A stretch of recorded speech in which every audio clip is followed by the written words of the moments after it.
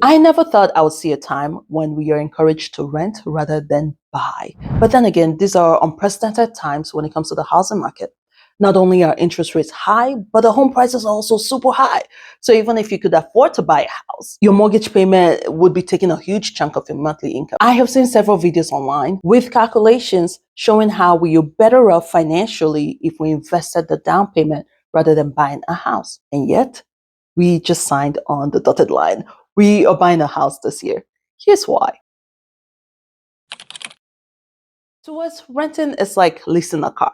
I have never leased a car unless my money changes. I do not foresee me leasing a car because regardless of how amazing the experience was, regardless of how amazing the car was, at the end of the term, I walk away with nothing. And that's a depreciating asset. When you buy a house, at the end of the term, even with the interest payments, in addition to the principal, in addition to the insurance and the taxes, at the end of the term, I walk away with something. I walk away with an asset, which, except my taxes, an appreciating asset, an asset I can choose to turn into an income producing asset if I choose to. Either way, I'm walking away with something. You know what I mean? I'm from around the way. I'm leaving here with something. Now, I know the argument usually given with this is that when you rent, technically you're not walking away with nothing because for the time period you rented, you had roof over your head, you had shelter. But same with the house. While I'm paying my mortgage, while I'm still leasing it, I have roof over my head, I have shelter, and after that, I walk away with something. Now, in this video, I'm not going to try and convince you with the numbers, with the math, and show you the calculations, because I do agree, based on all the numerous videos I have watched, yes, it seems to me financially, in terms of the math, you will have a lot more money if you invest, all things being equal, the market is good, you would end up with more money should you invest that down payment rather than buying a house. I agree. But for us, it's also about diversifying. Everything is going to the stock market. Retirement, stock market. 529, stock market. Every other investing, stock market. In fact, we even now have real estate in stock market. Well, some of it in stock market. I think it's one of those things where it's if you were looking at just numbers, then it's not the right choice. But for us, it's more than numbers. For us, is choosing a different basket to park money in. And while that money is doing its thing, we still benefit from it by living in it. Another concern with buying a house right now is the fact that we know interest rate will be going down. And we know for sure, thanks to election year, this year would at least go down once, right? So knowing interest rate will go down at least once this year or even next year, why not wait until then to buy? Well, our thinking is this. We know a lot of people are ready to buy or when the market to buy a home, but this high interest rate really discouraged them from buying. So the thought process is once this rate goes down, a lot of buyers are going to enter the market. And with a lot of buyers, high competition. We already know supply is low. A lot of homes are not on the market because why would you sell your home with a 3% mortgage just to get a new house with 7% or 6%? Our fear is not just fear. I think I know this is what will happen. Should the interest rate go down, we're going to have 2021, 2022 repeat itself, where you have people overbidding for a house because you now have 5 buyers to 1 house. And Lovett does not have the money to overbid. We're already with high home prices. Lover does not have the extra money to bid over sale price for a house. There's also another factor, an additional factor. In June, the new law takes effect, the law where the seller is no longer responsible to pay for the buyer's agent. Usually, for those that don't know, when you're buying a house, you, the buyer, does not pay your agent. The seller pays the agent's commission from the sale of the house.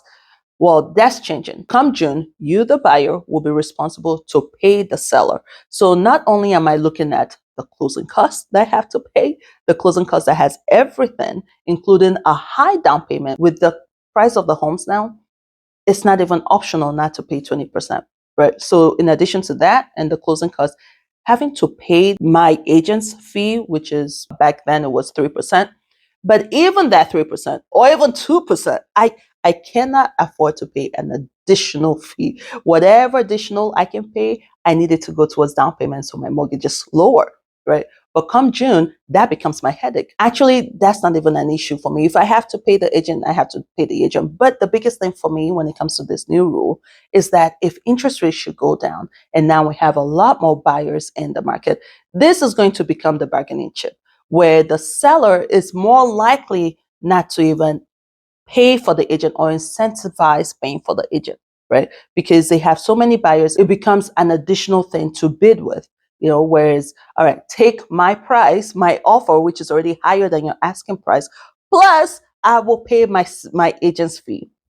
So I think if we were to wait until the interest rate goes down, we have bigger problems. We have now higher competition on all fronts, higher competition for the house, and the seller is also, they really don't have to give much on their end. When it comes to interest rates, we're also better off buying now. I know it's high now, but interest rates have only two ways to go. It's either going up or it's going down. If it goes up, we're good, because we bought in the new low. Whatever it goes up to, we would be better off buying now. If it goes down, great. We can refinance. We are praying it goes down. We are buying what it is, but we are really praying it goes down. And so when I think about the rates, we're still better off buying now. Another concern for buying a house right now, which this was really our biggest fear and our biggest concern with buying a house in this market, is that from what we're hearing, a lot of homes are overpriced. Because there are not a lot of homes on the market for sale, the ones that are for sale are overpriced. So to cure for that, to make sure we are not buying an overpriced house, because an overpriced house is just throwing money away. You would never see that money back because your home isn't its true value. You've overpaid for your home. You're just throwing money away.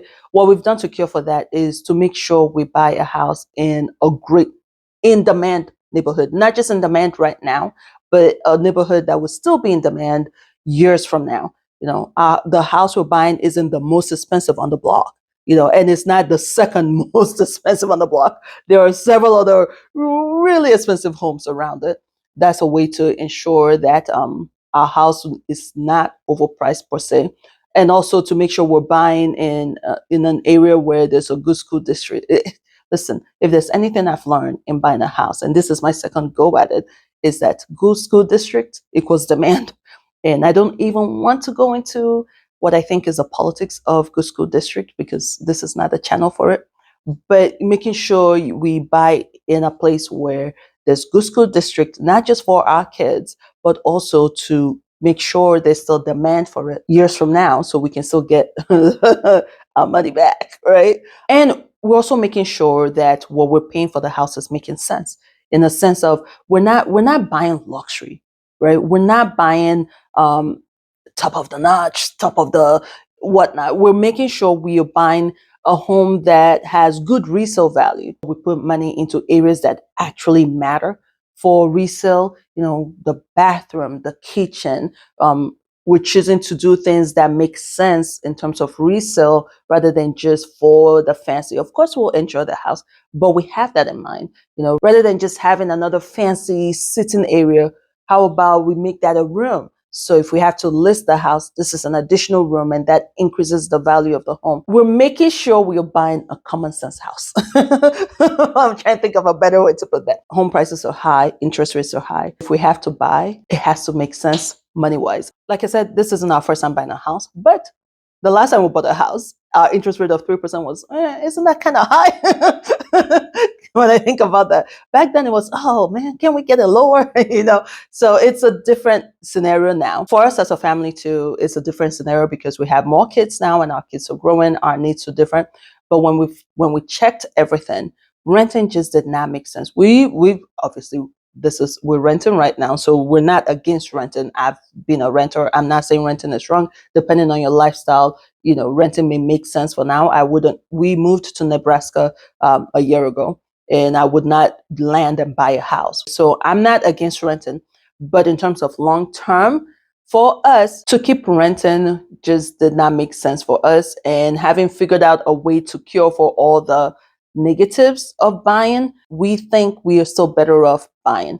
Now, I would never convince you to go one way or the other, because when you were spending hundreds of thousands, it's not a decision someone should make for you. It is something you want to review the pros and cons of going either way, and then make your decision. Make your decision with your eyes open and your chest up. When you're informed, you can make better decisions. And that's what I want this video to do for you, just to give you another angle of why some of us choose to still buy in this market and buy right now, because there are lots of videos online about why you should rent. And once again, this is not to say you should not rent. This is just to give you another angle from another average Joe, average Josephina who is buying a house. Just to let you know, from one buyer to the other, this is why we chose to take the leap. The biggest thing I have to say, it comes down for us, it comes down really to your monthly payment, your mortgage, and how much of your income that is going to swallow up. You really don't want to be buying if that mortgage payment is going to take 70%, 80% of your income. For us, it is higher than I want it to be. It really is higher than I want it to be. And that's why we are praying for that interest rate to go down so we can refinance down the road. It is higher than I'm comfortable. It's doable, but it's higher than I'm comfortable. And when it starts affecting my comfortability, you know, but that's just because my risk appetite is very low and I'm aware of that. And that's why I'm okay with taking the step.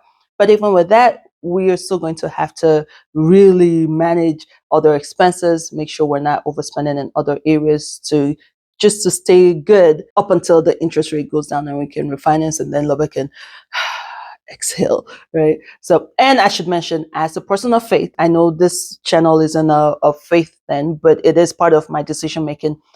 As a person of faith, I always have to believe that my steps are also ordered. And once I've prayed about it, I've done my due diligence on my end, I leave the rest to God, right? He orders my step. I believe he orders my step, and I've done my part. This is the part where he comes and this is his part, right? This is how the partnership works.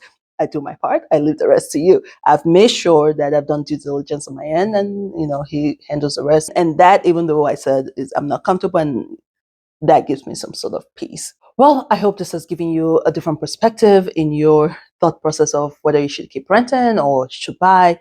Either way, I hope this is giving you another angle, another perspective. And for that, you owe me. Give me a thumbs up. All right. Thank you so much for watching. I will see you in the next video.